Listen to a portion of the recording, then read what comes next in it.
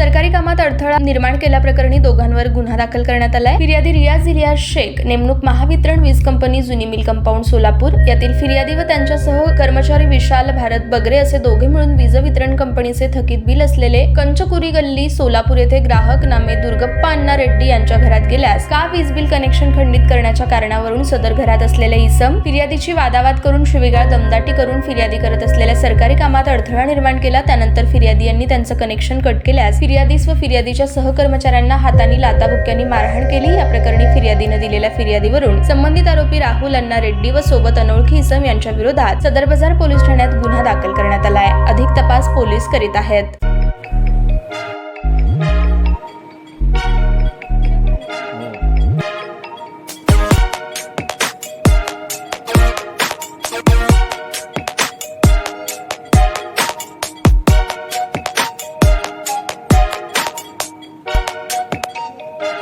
सोलापूर शहरातील सुप्रसिद्ध हॉस्पिटल म्हणजे सेंट्रल मल्टी स्पेशालिटी हॉस्पिटल मागील अनेक वर्षापासून सेवा बजावत आहे। 24 तास इमर्जन्सी सर्व्हिस, मॉडर्न टेक्नॉलॉजी, अनुभवी डॉक्टर्स तसेच अत्याधुनिक तंत्रज्ञान सुविधांनी सुसज्ज स्त्रीरोग प्रसूती विभाग, ऑर्थोपेडिक विभाग, मेडिकल विभाग आणि इतर एकमेव नाव म्हणजे सेंट्रल मल्टी स्पेशालिटी हॉस्पिटल।